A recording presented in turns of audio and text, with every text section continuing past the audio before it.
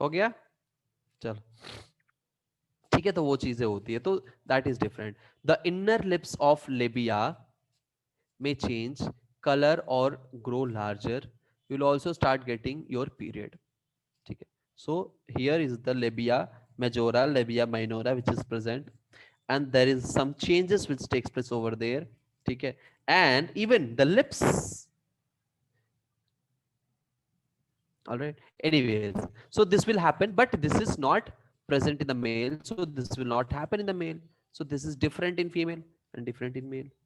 बोलो हाँ या ना? बोलो हाँ या ना? हाँ. Yes, sir. हाँ. Yes, sir. अब आया. Yes, yes, Yes, sir. Reply. sir. Okay okay. समझ में आ रहा है? बोलो हाँ या Yes, ना? sir. Yes, sir. हाँ. Yes, sir. Yes, बस. sir. हाँ ठीक है. समझ में Yes, आना पीछे. sir. ओके.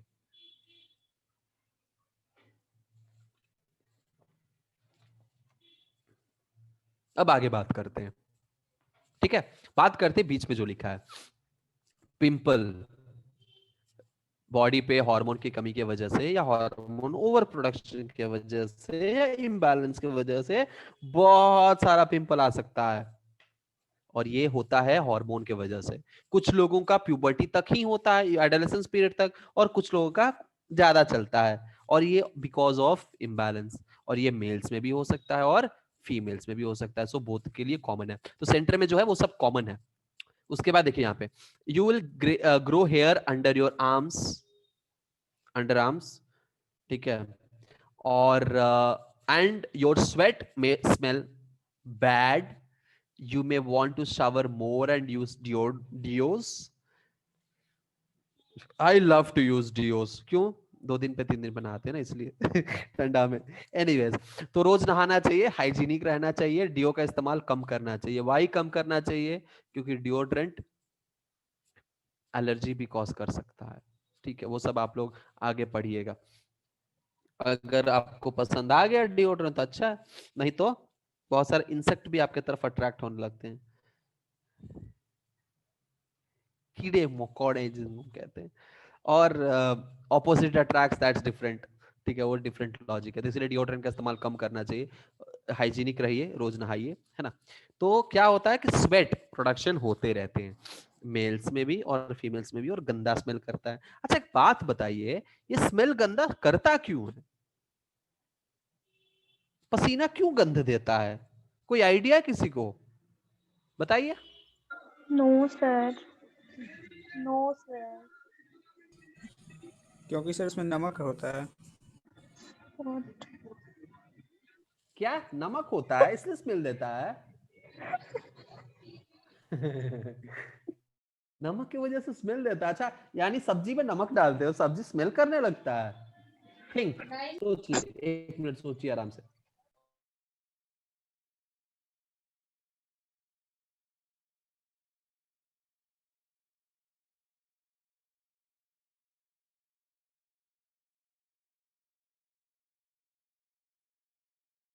बताइए ना. नहीं पता, सर. Yes, sir. डेवलप होने की वजह से. हैं? देखिए, नाला, आप लोग जाते हो, आपके आसपास में घर में बहुत गंदगी होगा, छपरा में ना नाला वाला रहता है, तो बताइए कि वो नाला भी स्मेल देता है. क्यों, उसमें नमक डाल देते हो? हैं? नहीं. कारण क्या है? कहीं भी अगर बदबू दे रहा है, समझ लेना चाहिए वहां पे बैक्टीरिया आ चुका है, माइक्रोब्स आ चुके हैं, और इसी वजह से ग्रो करता है. यानी आपके बॉडी पर जब पसीना छूटता है, वहां पे क्योंकि वेटनेस है. क्या है? वेटनेस, यानी गीलापन. और वेटनेस जहां भी होगा भाई साहब, ये बैक्टीरिया वहां वहां होगा. यानी माइक्रोब जो पनपते हैं वो वेटनेस के वजह से पनपते हैं. गीला तौलिया, गीला तौलिया अगर आप फोल्ड करके रख लो बैग में, 3 दिन तक मत खोलो, चौथा दिन खोलोगे तो बेहोश हो जाओगे. कारण क्या है? क्योंकि गीला के वजह से वहां पे पैथोजन आ गया है, माइक्रोब आ गया है, और वो स्मेल देने लगा है. आई बात समझ में? तो हमारे बॉडी में जो स्वेट है पसीना है वो किस वजह से है? वो माइक्रोब के वजह से है। तो इसीलिए क्या करना चाहिए कि माइक्रोब ना हो, पसीना ना छूटे। पसीना छूटे तो गंध ना दे, क्या करना चाहिए? पाउडर लगा लेना चाहिए? नहीं, ऑयल का हैं? नमक रगड़ लो? नहीं, वही तो गलत है। परफ्यूम अगर सही परफ्यूम लगाया तब तो ठीक है, नहीं तो परफ्यूम स्वेट के नमक साथ लगा मिक्स लेना करके हैं? कुछ ऐसे परफ्यूम आते हैं कि वो जब पसीने के साथ मिक्स होते हैं इतना बदबू देते हैं कि फिर सोचते हैं कि हम पसीने मतलब क्यों लगाए डीओ, इस तरह के होते हैं। खैर, तो दैट इज डिफरेंट। तेल रेगुलर बेसिस पे हमें साफ साफ रखना चाहिए अपने बॉडी को। पूरे अपने बॉडी के जो हेयर होते हैं, pubic hair mostly, pubic hair in the sense the hair which is present in the genital region, in this region. ठीक है, क्या करना चाहिए? फिर अंडर आर्म्स के जो भी बाल है, ठीक, ये सब क्या करना चाहिए? टाइम टू टाइम उसको क्लीन करना चाहिए। ठीक है, हो सके तो उसको रिमूव कर देना चाहिए या फिर उसको क्लीन रखना चाहिए। और ऑयल का इस्तेमाल करना चाहिए।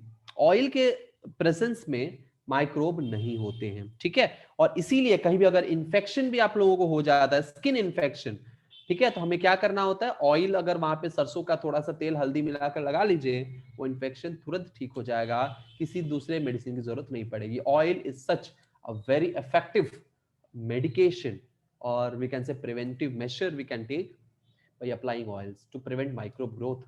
ठीक है, ऑल राइट, इसीलिए हम हमेशा बाल में ना आंवला का तेल लगाते रहते हैं। क्यों लगाते हैं? क्योंकि डैंड्रफ ना हो, कीटाणु ना हो, गंदा स्मेल ना करे।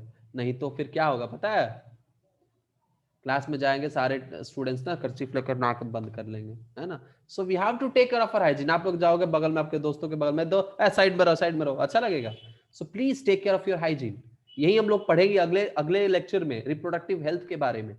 ठीक है, how we have to take care of reproductive health, यानी हमारे अपने बॉडी को कैसे हम लोग ध्यान में रखना चाहिए, जेनिटल एरियाज को कैसे रखना चाहिए। आजकल तो मार्केट में बहुत सारे वॉश आ रहे हैं, ठीक है, जिससे अपना जेनिटल्स को हम लोग क्लीन और हाइजीनिक रख सकते हैं, जिससे बीमारियों से हम लोग बच सकते हैं। Anyways, next, you will grow pubic hair, यानी the hair which is present in this region called pubic hair। ये दोनों में होगा, मेल्स में भी होगा और फीमेल्स में भी होगा। Next, you will grow hair on your arms and legs and may feel some pain there as you grow, growing pains। यानी जब हाथ पैर में जब बाल वो आते हैं, उगते हैं, तो थोड़ा बहुत पेन, अजीब सा खिंचन टाइप का होता है। ठीक है, वो दोनों में होगा क्योंकि दोनों में वो ग्रो कर रहा है। आई बात समझ में? सबको क्लियर हो गया ये बात? Yes, sir. आगे बढ़े। Yes sir. Yes, sir. Yes, So these sir. are the changes which is takes place internal and external. Some of the changes during puberty are external while some are internal। अभी तक जितना भी हम लोगों ने देखा था सब एक्सटर्नल चेंजेस है। कभी पिंपल आना, तो बाल उग जाना बॉडी में, ठीक है, प्यूबिक हेयर्स, थाइस का ग्रो कर जाना, हाइट अचानक से बढ़ जाता है। यार ये तो मेंशन नहीं है ना, हाइट अचानक सडन ग्रोथ दिख जाता है, बोथ मेल एंड फीमेल में। मेल में तो कम ही दिखता है, फीमेल्स में अत्यधिक ज्यादा आजकल दिखने लगा है। पहले मेल्स में ज्यादा दिखता था, आजकल फीमेल्स में ज्यादा दिख रहा है। अचानक से हाइट बढ़ जाता है, 6'10" हो जाते हैं। कैसे भाई, लड़का मिलेगा कोई शादी के लिए? घर वाले फिर सोचने लगे क्यों इतनी लंबी हो गई, पैर काट देना पड़ेगा। क्यों? ये सब हार्मोन की वजह से होता है, लड़की का दोस्त थोड़ी है। जैसे लड़की तो सब अपनी मर्जी से थोड़ी है कुछ करती है। आजकल की लड़कियां फ्रीडम होने लगी है, लेकिन तो कुछ साल पहले की बात है कि लड़कियां अपने बारे में कुछ सोचती भी नहीं है, जो भी होता है पेरेंट्स करते थे। फिर भी anyways, so it's all about puberty. We should not deviate from the topic, है ना, डिविएट नहीं होना है। ठीक है, ओके। सो यहाँ पे देखेंगे इंटरनल चेंजेस क्या होते हैं, क्योंकि अभी तक जितने भी ये था हमने एक्सटर्नल चेंजेस देखा था, ये सब देख लिया हमने एक्सटर्नल चेंजेस। अब इंटरनल देखते हैं। Release of hormones from testis and ovaries, release of male and female gamete. यानी मेल में ये क्या होता है? ये होता है मेल एंड फीमेल, यानी हार्मोन टेस्टिस से निकलना, ये मेल में होता है और ओवरी फीमेल में होता है। ठीक है, चलो ये सब चीजें जब एनाटॉमी पहले पढ़ लेंगे ना, उसके बाद ये सब समझ में आ जाएगा। ठीक है, आगे बढ़ते हैं। कॉन्सेप्ट टेस्ट, ये क्वेश्चन का जवाब दीजिए। While the internal changes are essential for the purpose of reproduction, why do you think the external changes are required? जब इंटरनल चेंजेस हो ही रहा है तो ये बाहरी चेंजेस क्यों, क्या जरूरत है? क्वेश्चन है, आंसर करिए, चैट बॉक्स में डालिए, कोई बोलेगा नहीं।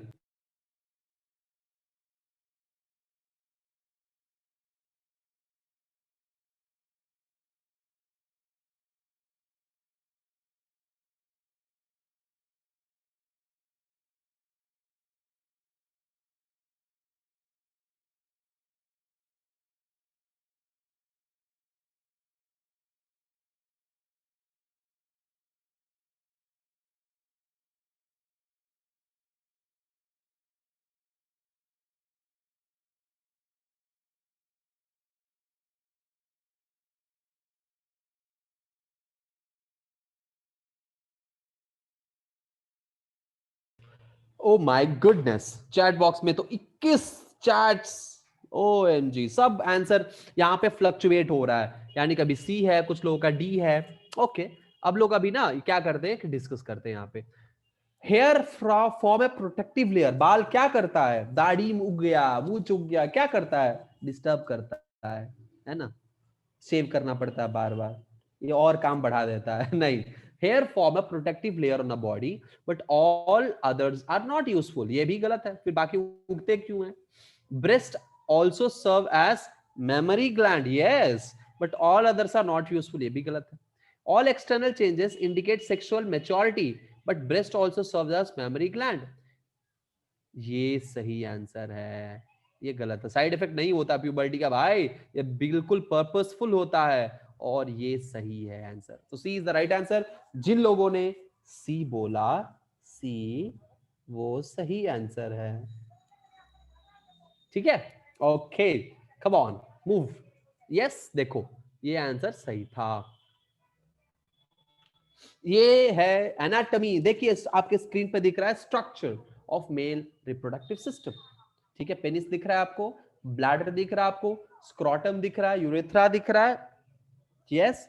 अगले क्लास में हम आएंगे ना तो और भी कई सारे डिफरेंट पिक्चर्स के साथ आएंगे, जिससे कि आप लोगों का व्यूज क्लियर हो जाए, ठीक है? Cross sectional, transfer sectional, okay. चलो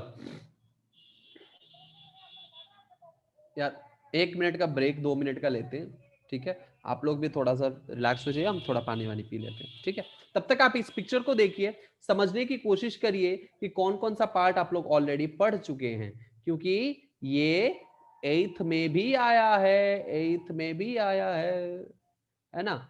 तो ये देखिए कौन कौन सा पार्ट आप लोगों के लिए नोन है और कौन कौन सा अननोन है। तब तक हम आते हैं थोड़ा सा पानी वानी पी के, मिलते हैं 2 मिनट के ब्रेक के बाद।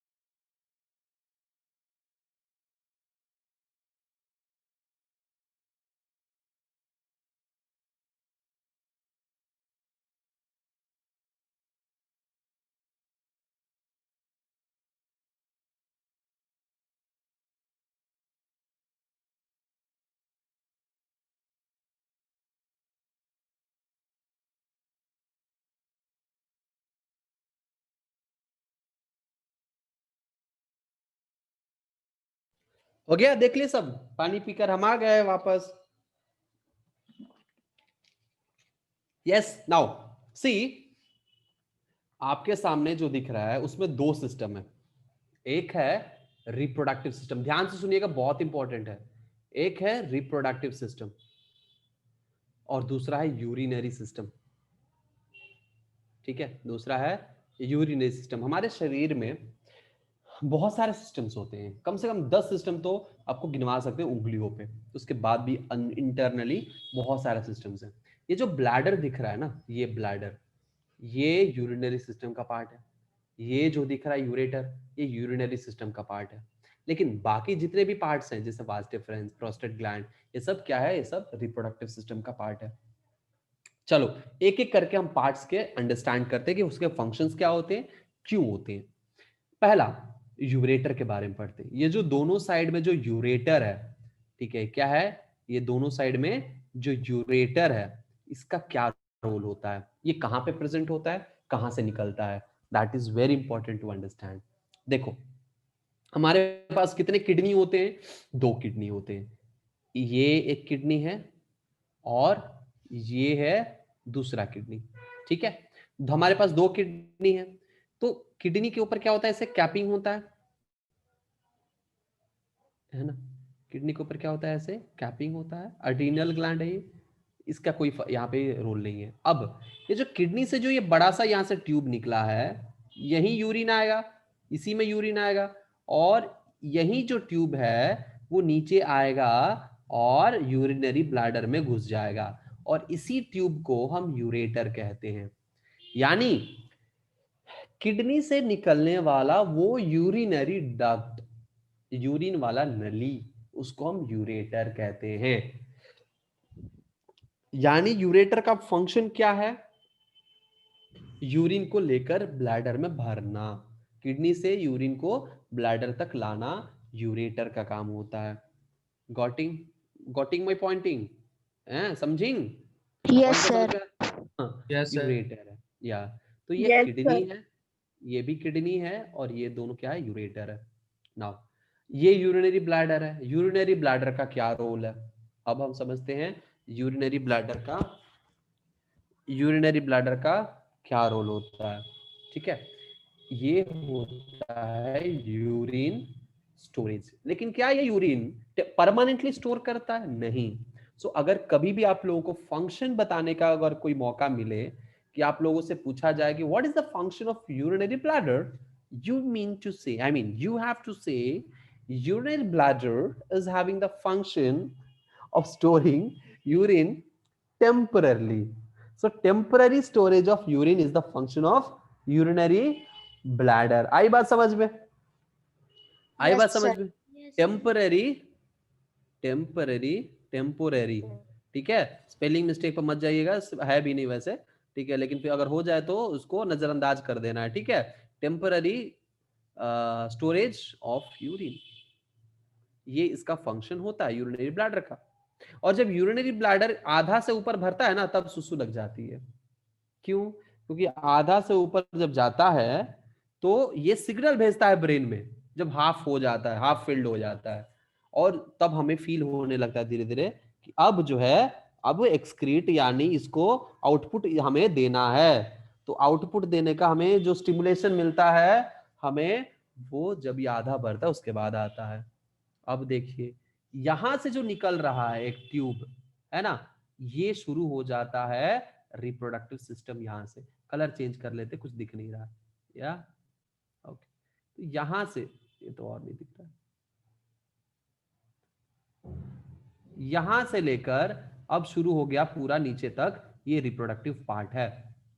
ठीक है, पहले पूरा पूरा पूरा क्लियर कर देते हैं, है ना, और फिर आते हैं रेड नहीं येलो से लिखते हैं। ठीक, देखो यहां से जो ये ट्यूब है, ये यूरिनरी ब्लैडर का पार्ट है, जैसे निकला ये जो पूरा यूरेथ्रा कहलाएगा, यहां से लेकर, ठीक है, यहां तक क्या कहलाएगा? यूरेथ्रा कहलाएगा।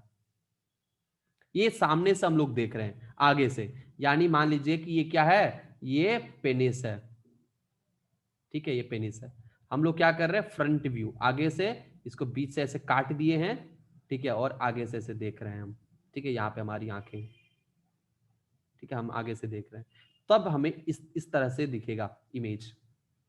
अगर हम साइड व्यू से देखें तो साइड व्यू से हमें इस तरह का इमेज दिखेगा जो हमें दिखा रहे हैं यहाँ पे, ठीक है, यानी ऐसे।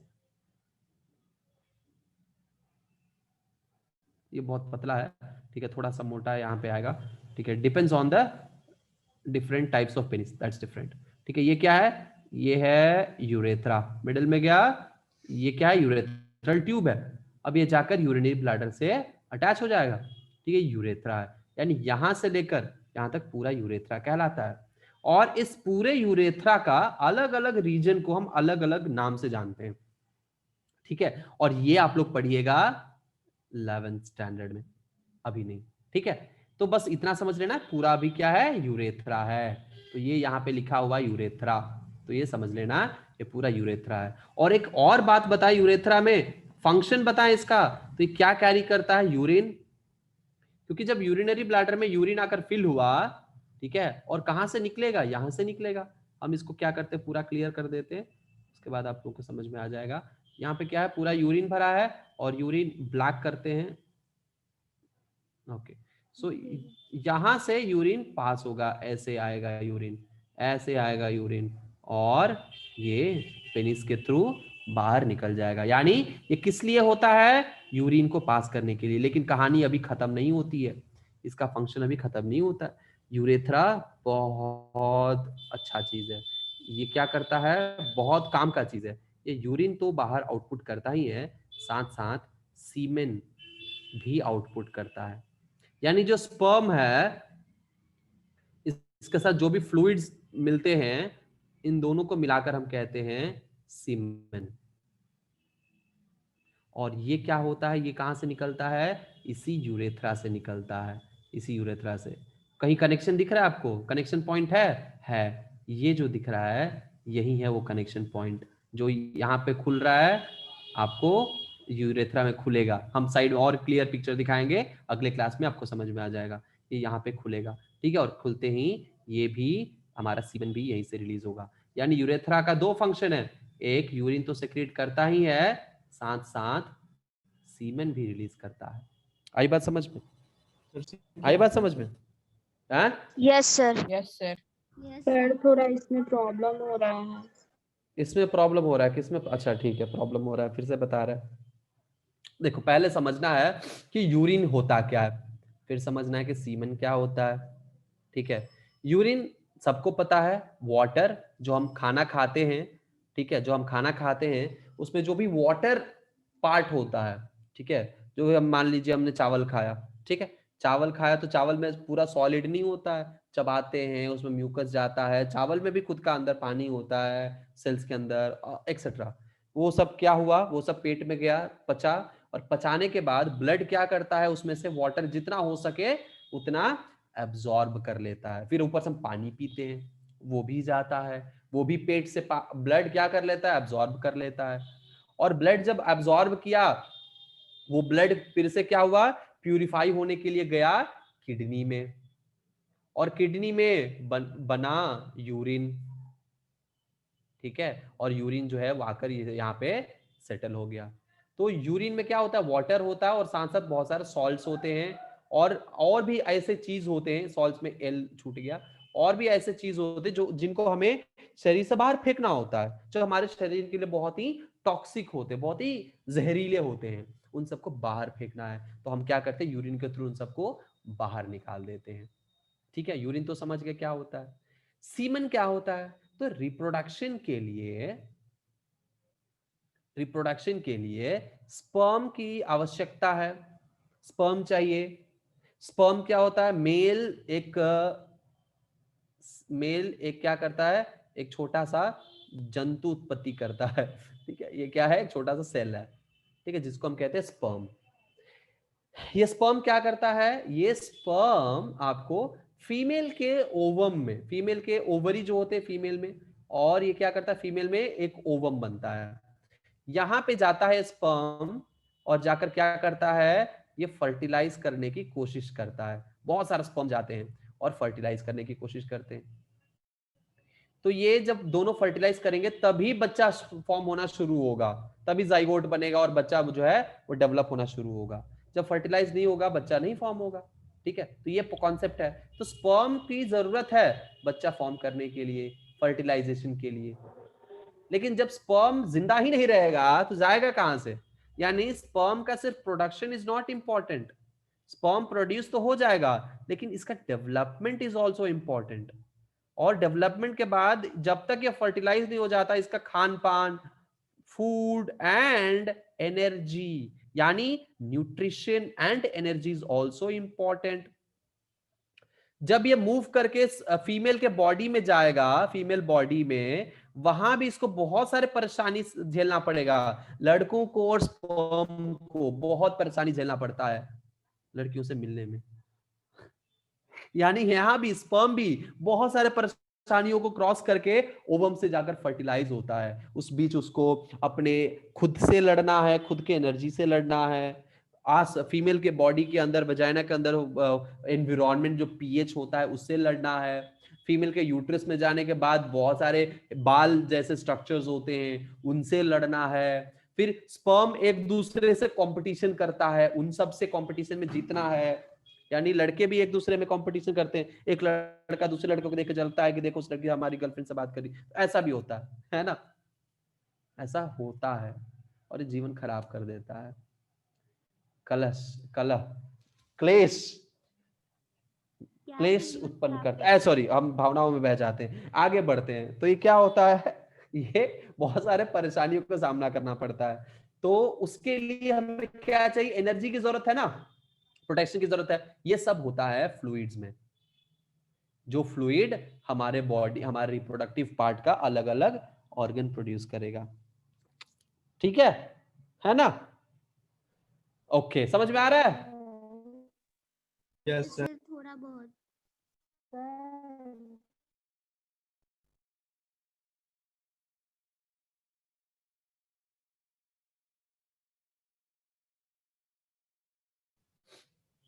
नहीं, थोड़ा बहुत समझ में आ रहा है, कोई बात नहीं, समझ में आ जाएगा, समझ में आ जाएगा। हम है ना, हम है ना, सब ठीक कर देंगे, सब समझा देंगे। ठीक है। क्या होता है? स्क्रोटम क्या होता है? यार पहले जो पढ़ा रहे हो पढ़ो ना। आएंगे ना स्क्रोटम पे। स्क्रोटम ये है ना, आएंगे स्क्रोटम पे। पहले जो बता रहे उसको तो समझो, फ्लो को समझो, है ना? उसके बाद हम सब बताएंगे, एक एक पार्ट हम यहाँ पे बताएंगे। तो स्पर्म को एनर्जी चाहिए। स्पर्म को जब एनर्जी चाहिए तो स्पर्म प्रोडक्शन कौन करता है? स्पर्म करता है प्रोडक्शन टेस्टिस, है ना? टेस्टिस। और टेस्टिस में भी क्या होता है? एक ट्यूब होता है, ठीक है, वो करता है। तो टेस्टिस क्या करेगा? स्पर्म का तरफ क्यों रहता है? जब पेनिस अगर बाहर की तरफ नहीं रहेगा तो वजाइना में एंट्री कैसे करेगा? वजाइना जो होता है बॉडी से अटैच होता है, फीमेल बॉडी से, ठीक है। और जो ओपनिंग है, सर टेस्टिस पूछी, वो बॉडी से बाहर क्यों रहता है? अच्छा टेस्टिस क्यों पूछी? ओके, टेस्टिस इसलिए बॉडी से बाहर होता है क्योंकि हमारे बॉडी का जो टेम्परेचर है ना, वो स्पर्म के प्रोडक्शन के लिए सही नहीं होता है। हमारे बॉडी के टेम्परेचर से 2 से 3 डिग्री कम टेम्परेचर उसको चाहिए स्पर्म के प्रोडक्शन के लिए। और इसी में गर्मी में स्क्रोटम जो है वो लूज हो जाता है, बाहर में बहुत ज्यादा हैंग करता है, और ठंडा में, सॉरी, ठंडा में सिकुड़ जाता है। लगता है वॉइस प्रॉब्लम है, नेटवर्क इशू है।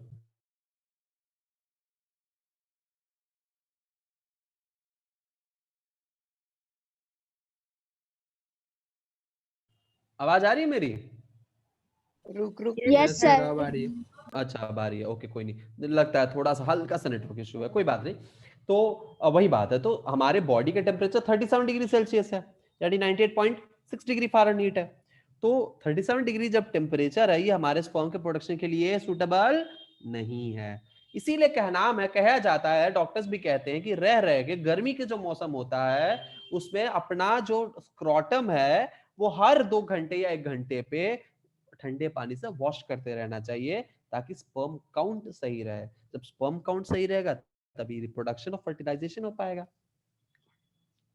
ठीक है, तो वही बात है, इसीलिए हैंग करता है बाहर, नथिंग एल्स। ओके, सो स्पर्म जो है टेस्टिस प्रोड्यूस करता है, और जो हमारे टेस्टिस है वो स्पर्म प्रोड्यूस करने के बाद स्पर्म का डेवलपमेंट वगैरह बाकी जो पार्ट्स है ये है, जैसे प्रोस्टेट ग्लैंड है, ठीक है, उसके बाद एपिडिडाइमिस है, ठीक है, सेमिनल वेसिकल है, ये सब उसके डेवलपमेंट के लिए और उसके फ्लूइड बनाने में मदद करता है। और इन सब को मिलाकर हम सीमेन कहते हैं। क्या कहते हैं? सीमेन कहते हैं।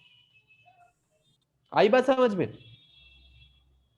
Yes sir. जी सर। ठीक है, चलो एक चीज और हम आपको बताते हैं और थोड़ा सा क्लियर कर देते हैं।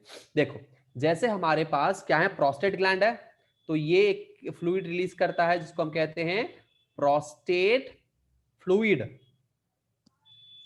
सेमिनल वेसिकल एक फ्लूइड रिलीज करता है, सेमिनल फ्लूइड, ठीक है। ये दोनों, उसके बाद आता है एक म्यूकस सेक्रेटिंग ग्लैंड, ठीक है, कॉपर ग्लैंड कहते हैं, वो यहाँ पे मेंशन नहीं किया है बट होता है। ये क्या करते हैं? म्यूकस सेक्रेट करते हैं। ये तीनों किस लिए करते हैं? स्पर्म के मदद के लिए, डेवलपमेंट के लिए, उसके ग्रोथ के लिए, उसकी न्यूट्रिशन के लिए। अब ये तीनों ग्लैंड अलग अलग ग्लैंड है, अलग अलग फ्लूइड सेक्रेट किए, यानी पहला फ्लूइड है प्रोस्टेट फ्लूइड, हम छोटा सा लिख रहे हैं शॉर्ट फॉर्म में, दूसरा है सेमिनल फ्लूइड और तीसरा है म्यूकस। ये तीनों प्रोड्यूस हुए और इसके साथ मिल गया स्पर्म, और इसके डेवलपमेंट के लिए तीनों फ्लूइड है यहाँ पे। अब इन्हीं सब के कॉम्पोजिशन को क्या कहते हैं? सीमेन कहते हैं। और जब पेनिस से जब बाहर निकलता है तो ये सब कॉम्पोजिशन के साथ निकलता है, क्योंकि बॉडी के बाहर भी इसको न्यूट्रिशन की, प्रोटेक्शन की जरूरत पड़ेगी, और इसीलिए सीमेन के फॉर्म में ही बाहर निकलता है। और जब फीमेल के वजाइना में एंटर भी करता है, तो वजाइना में जब एंटर भी करता है तो भी सीमेन के फॉर्म में ही करता है, ठीक है। और स्पर्म उसके बाद जो है मूव करके एंट्री पा जाता है फैलोपियन ट्यूब और फिर फर्टिलाइज कर देता है। आई बात समझ में? अब आई बात समझ में क्लियरली सबको? प्लीज बताइए। Yes, sir. Sir. Yes sir. Sir no sir, किसको समझ में नहीं आया प्लीज मुझे बताइए, और कहां से समझ नहीं आया वो भी बताइए। Yes please.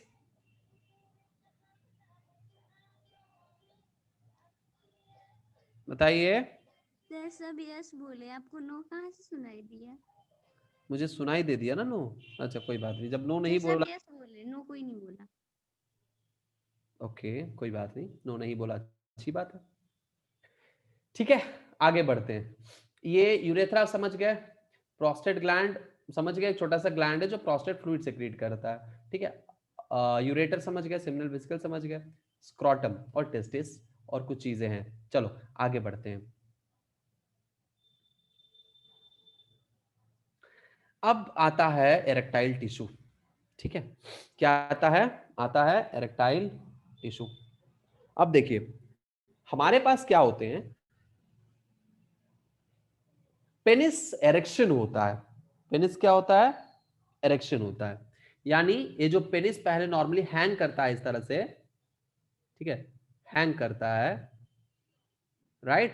ये पेनिस सेक्सुअल जब अराउजल होता है, सेक्सुअल रिप्रोडक्शन के दौरान, सेक्सुअल इंटरकोर्स के दौरान ये एरेक्ट हो जाता है, यानी अब ये स्ट्रेट हो जाएगा इस तरह से, और ये थोड़ा सा क्या हो जाता है? हार्ड हो जाता है, ठीक है। कारण क्या है? कारण है ये टिश्यू, एरेक्टाइल टिश्यू। यानी पेनिस में क्या होते हैं कि दो तरह के टिश्यू होते हैं, एक यहाँ पे होते हैं इस तरह से दोनों तरफ, और एक बीच में होते हैं, ठीक है, बीच में होते हैं। तो ये जो साइड में जो दो टिश्यू है, जैसे यहाँ पे दिख रहा है आपको, ये एक टिश्यू दिख रहा है आपको, यहाँ पे एक टिश्यू दिख रहा है, ये दोनों क्या कहलाएंगे? एरेक्टाइल टिश्यू कहलाएंगे। क्योंकि ये जो पेनिस एरेक्शन होता है, जब ये हैंगिंग पेनिस इस पोजीशन में आता है तो इसको कहते हैं एरेक्शन, और यही वो सही पोजीशन है, यही एरेक्शन है, क्योंकि सेक्सुअल इंटरकोर्स करना है तो, ठीक है। जिस भी मेल में अगर ये पेनिस, मेल का पेनिस ऐसे अपराइट पोजीशन में नहीं आता, उसको कहते हैं एरेक्टाइल डिसफंक्शन, और ये एक तरह का डिसफंक्शन है कह सकते हैं। और ये किस वजह से होता है? बहुत सारे रीजंस हैं, अल्कोहलिज्म, स्मोकिंग, ठीक है, alcoholism, smoking, mental stress etcetera, बहुत सारी रीजंस हैं। वंस मोर, ओके देखिए, नॉर्मली पेनिस क्या होता है, पेनिस हैंग होता है, बॉडी से बाहर प्रोजेक्ट होता है, हैंगिंग रहता है। लेकिन जब सेक्सुअल अराउजल होता है, जब सेक्सुअल इंटरकोर्स करना होता है, तब ये पेनिस क्या हो जाता है, पेनिस पहले लूज होगा, ठीक है, और ये हैंगिंग होगा। लेकिन जब सेक्सुअल अराउजल होना होता है, ठीक है, एक सेकेंड,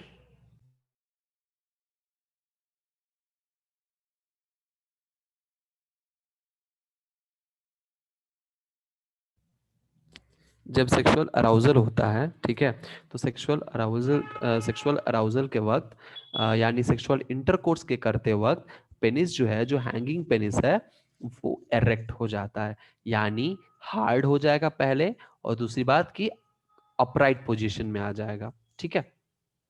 इसी को कहते हैं एरेक्शन। और ये क्यों होता है, क्योंकि एरेक्टाइल टिश्यू प्रेजेंट होते हैं पेनिस के चारों तरफ, पेनिस के दोनों साइड, दो साइड। ये कौन से टिश्यू प्रेजेंट होते हैं, एरेक्टाइल टिश्यू। और ये टिश्यू क्या करते हैं, यहाँ पे जब सेक्सुअल अराउजल होगा, ब्लड सर्कुलेशन बढ़ जाएगा, जिसके वजह से ये एरेक्शन हो जाएंगे। और जिस भी मेल में, ये नॉर्मली मेल में ही पेनिस होते हैं तो मेल में होता है, जिस भी मेल में ये नहीं होता है तो उस मेल को हम कहते हैं कि he is suffering from erectile dysfunction, suffering from erectile dysfunction, ठीक है। So that is called erectile tissue। Clear है, erectile tissue। अब बात करते हैं टेस्टिस और स्क्रोटम का, ठीक है, erectile tissue हो गया। अब बात करते हैं टेस्टिस और स्क्रोटम। तो मान लीजिए पेनिस है, ठीक है, ये है पेनिस, ये है पेनिस,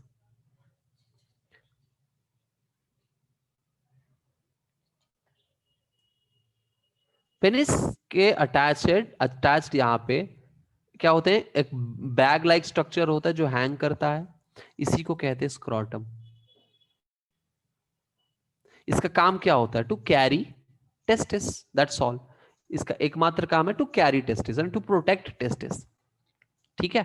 स्क्रोटम का काम होता है, एक पतला सा स्किन है, स्किन ऑफ बैग, ठीक है।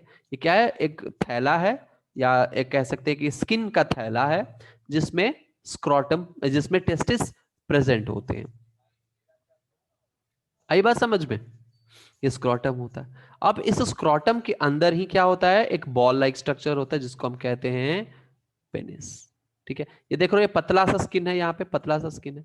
और ये देखोगे, अगर आप स्क्रोटम को अच्छे से एनालाइज करोगे, ठीक है, स्क्रोटम को क्या करोगे, अच्छे से एनालाइज करोगे, तो स्क्रोटम के बीच में ना दोनों जो बॉल्स हैं, जैसे दोनों टेस्टिकल्स हैं, ऐसे इस तरह से यहाँ पे टेस्टिकल्स है, यहाँ पे इस तरह से टेस्टिकल्स है, सेंटर में देखोगे कि तो थिक आपको लाइनिंग आपको फील होगा, दिखाई देगा।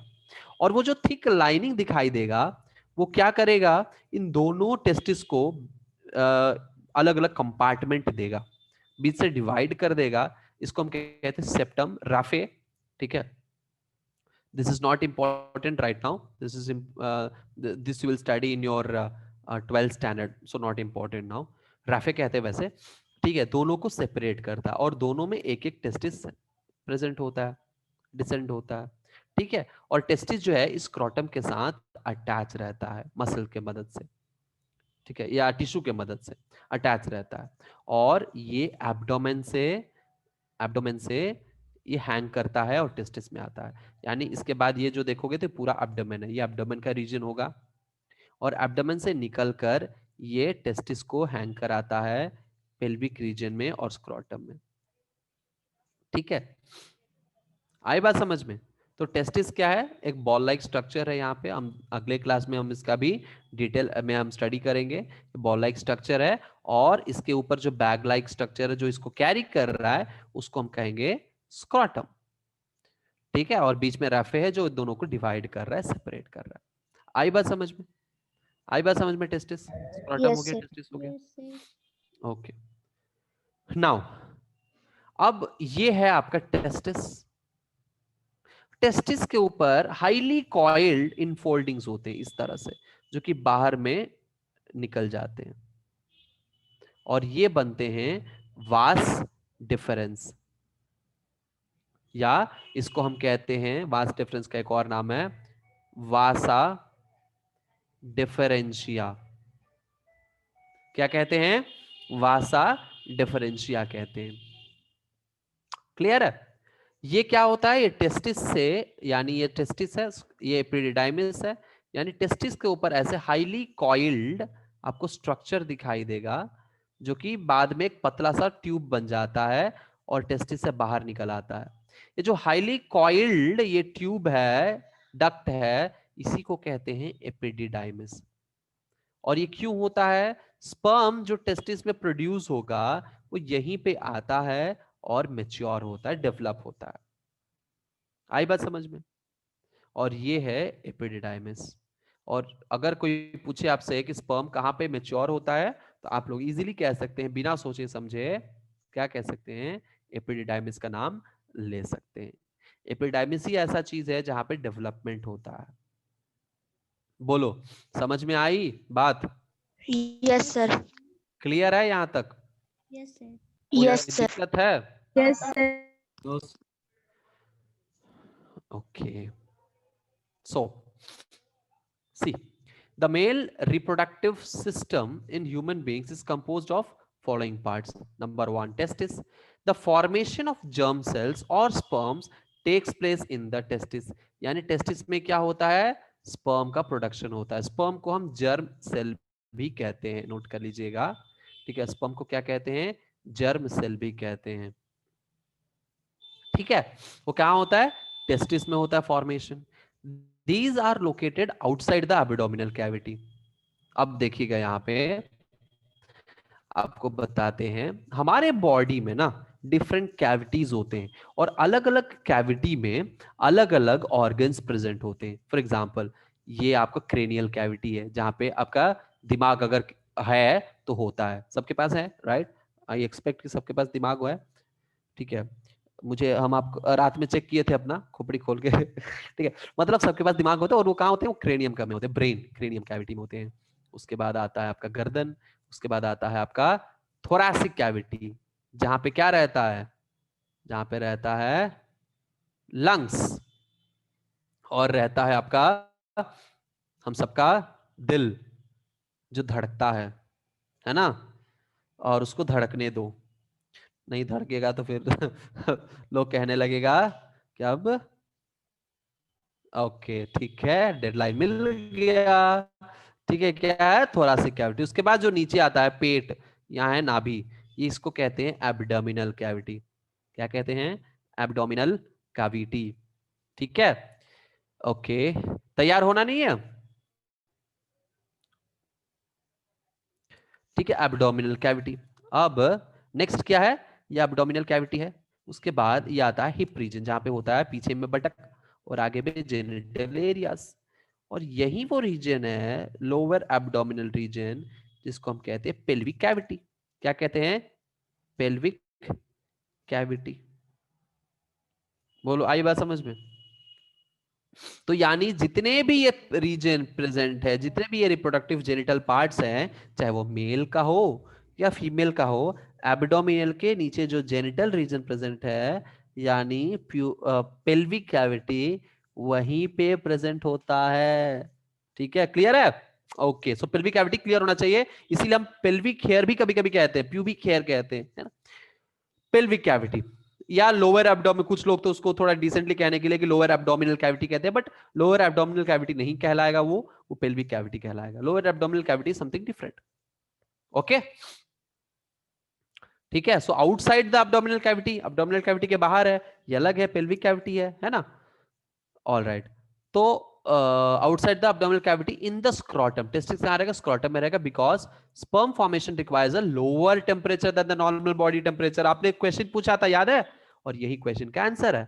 यानी ये स्क्रोटम बाहर इसलिए रहता है क्योंकि required sperm formation requires a lower temperature than the normal body temperature. आई बात समझ में? चलो, आज के लिए बस इतना ही। आई होप आपको समझ में आ गया होगा। अब बाकी का अगले क्लास में कंटिन्यू करेंगे, ठीक है? मिलते हैं अगले क्लास में, तब तक आप अपना ख्याल रखिए, पढ़ते रहिए। कोई डाउट हो तो पूछ Thank सकते हैं, 4 मिनट है, कोई डाउट है तो पूछ सकते हैं। Thank you sir. Thank Thank you, you, thank sir. You, thank you, thank you, thank you and happy Diwali. Bye bye, happy Diwali everybody. Same to you sir. Thank you, thank you, thank you.